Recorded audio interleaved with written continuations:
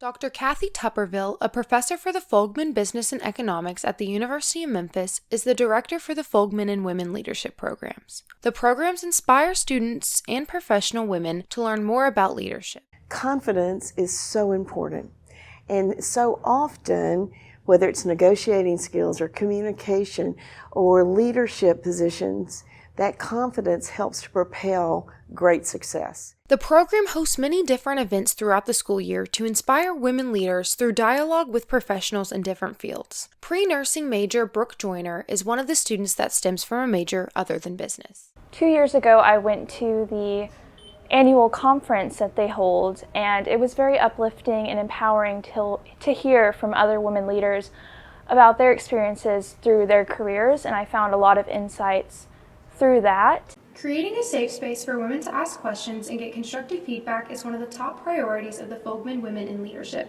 This week, I had the exciting opportunity to sit in one of their meetings, and let me tell you, I've never walked in a room that smelled so good.